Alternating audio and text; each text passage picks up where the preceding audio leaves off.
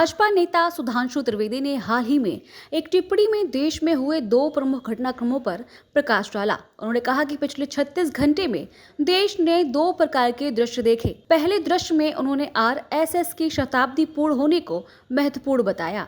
त्रिवेदी ने कहा कि यह संगठन पिछले 100 वर्षों से लगातार राष्ट्रीय एकता और सांस्कृतिक उत्थान के लिए समर्पित रहा है।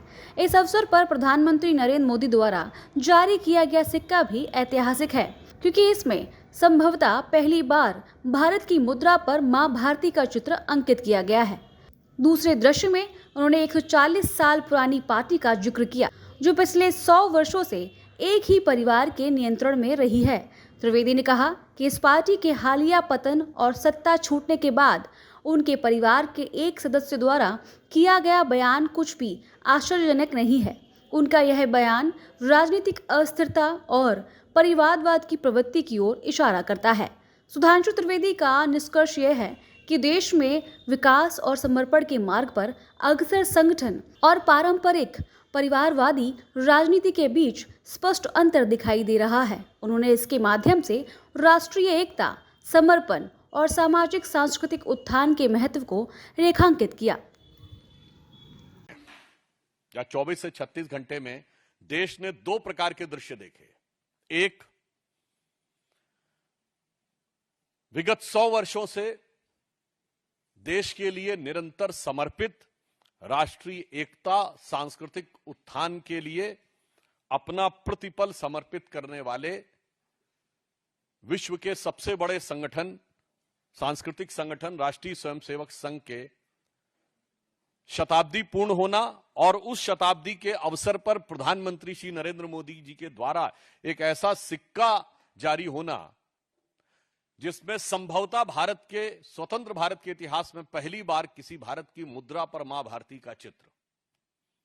और इन्हीं 24 घंटे में देश ने एक दूसरा दृश्य देखा कि 140 साल पुरानी पार्टी, एक ब्रिटिश ऑफिसर एलन ऑक्टेवियम ह्यूम के द्वारा स्थापित पार्टी, जिसके पहले 25 साल में अनेक ब्रिटिश सेक्रेटरी अध्यक्ष रहे और 100 साल से जिसका एक ही परिवार का उस पे वर्चस्व है।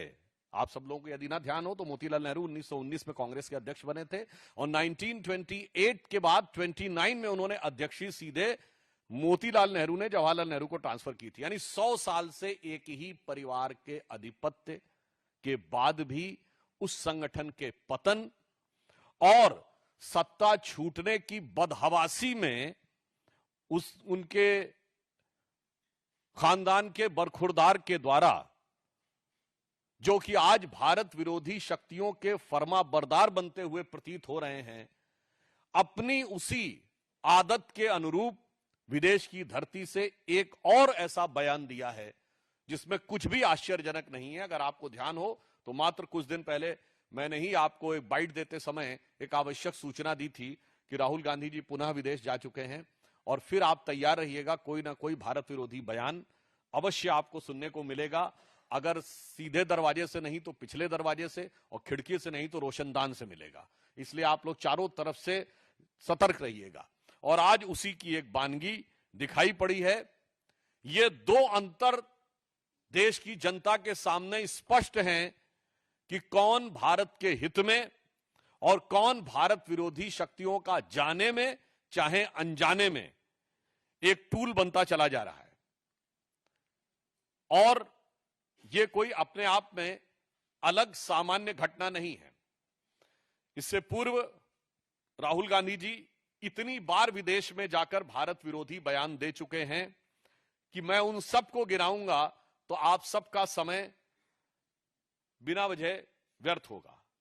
अभी सितंबर 2025 में जो अभी इन्होंने बयान दिया कोलंबिया यूनिवर्सिटी में, जो अभी आज दिया है, इससे पहले वो सितंबर 2024 में वॉशिंगटन, 9 सितंबर 2024 को अमेरिका के टेक्सास, सितंबर 2024 में वर्जीनिया, 6 मार्च 2023 को लंदन, फिर मार्च 2023 में फिर लंदन और मार्च 2023 में कश्मीर को लेकर अन्य विषयों को लेकर उन्होंने बोला है। मई 2022 में लंदन में, मई 2022 में रूस यूक्रेन के बारे में उन्होंने बोला, फिर ब्राउन यूनिवर्सिटी में मार्च 2021, दुबई में जनवरी 2019, लंदन में अगस्त 2018, मलेशिया में मार्च 2018, सिंगापुर में मार्च 2018, बहरीन में जनवरी 2018 और अमेरिका में सितंबर 2017।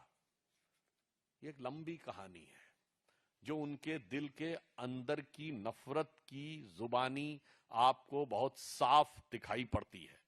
और मैं याद दिलाना चाहता हूं कि 6 मार्च 2023 को राहुल गांधी ने लंदन के चैटम हाउस में यह कहा था, why the defenders of democracy Europe and America are silent. इससे ज्यादा बड़ा अपमान हो